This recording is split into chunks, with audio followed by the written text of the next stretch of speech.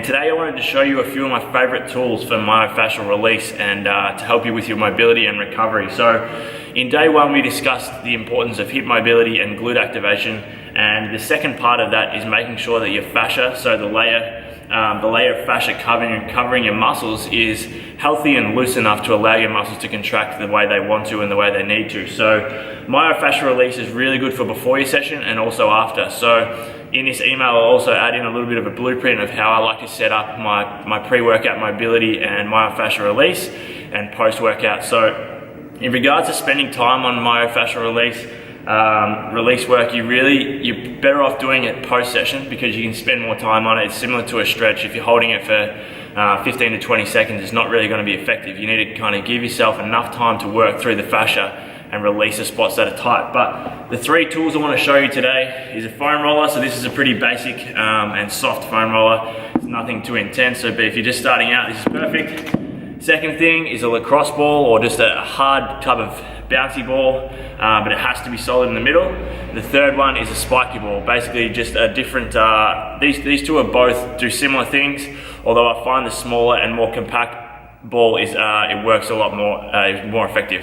Spiky ball is good, but it's hard to get into the smaller places. So I'm going to show you the areas that you should be foam rolling and using these balls in to make sure that you're loosening off your fascia in the right places to help with your squat. So first of all, with the foam roller, the first place, the most obvious, is you want to start from the ground up. So going to go with your calf. Now you want to put as much body weight through the calf as you can. So I like to lift up my hips, put my other leg on top, and roll through. So the key is to find spots that are tight and stay on them. So don't just roll all the way up and all the way down.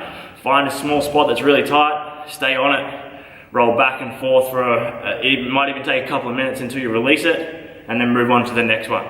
Second spot, hamstrings. I'm not a massive fan of foam rolling hamstrings, so I just can't get enough body weight through it, but exactly the same thing. You just want to roll through the hamstring from the top all the way down to the bottom in the attachment behind your knee, and try and find spots that are tight. So if you can find spots that are tight, stay on it until they loosen off. The next one, your ITB, so the side of your quad, your tibial band. Rolling down, the tightest spots tend to be both the insertion points or the attachment points. So down the bottom of your ITB near your knee can cause knee pain if it's too tight. So if you're suffering from knee pain, chances are your ITB is really tight towards your knee. So spend a lot of time running through that. Even though I foam roll every single day, my ITB is always tight. So, and the other spot is right up the top near your TFL around the side of your hip. So again, putting as much weight as you can through that spot. Spend a bit of time in there until it releases and feels okay. You can also roll the top of your quad, exactly the same thing. Just spend time on the spots that are tighter than others. After that, lower back. I like to go straight to my lower back. So usually I just cross my hands over my chest like this. Place the foam roller about halfway down my back, and then just roll back and forth. Lean to one side if you need to, lean to the other side, and just get through there. Even if you want to do a few knee rocks from side to side to help loosen the lower back. Another great way is to put it long ways. And this is not going to release your fascia, but it is good for your back mobility and health.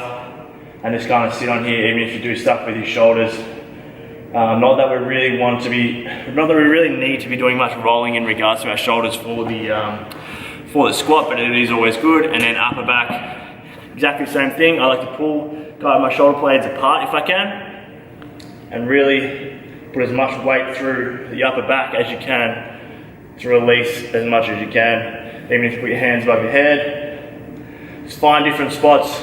You'll know pretty quickly what areas are tight and what's working and what isn't, because it bloody hurts. But spend a bit of time on that, especially if you're doing it at the end of the session to help release it. Now with the balls, as I said, you can use either or. I'm going to demonstrate with the smooth ball today, the smaller one. So the main spots I like to use the ball for, the first one is through the glutes. So glute med, glute min, you've got about 3 different spots through your glute which you'll find are really tight. When you find a spot, just sit on it. So if you need to have your legs straight, then so be it. If you can put your foot up and get into a glute stretch and put as much weight as you can through that spot, and just sit there until it slowly releases. Now it might take a minute, 2 minutes, it may even take up to 5 minutes, but you don't want to get on it and aggravate it and then hop off, because then it'll be worse. So allow it time to work. So sit on there, roll around if you need to. And the other spot I like to use the ball for is my TFL, around the side of the hip. Now most people probably have never even got into this spot, so these first few times are going to be agonizing, but trust me, it's worth it. It will really release your hips down the side. Basically, your hip bone is here, glutes there, TFL around here. So get into that spot, find where it's tight. Again, just sit on it, roll through it if you need to, find spots that are tighter than others and spend a fair bit of time on it. So they're the three things that I like to use for my myo-fascial release. Definitely start throwing them into your program. Use the structure that I've put in this email below, and I hope you guys enjoyed today's video.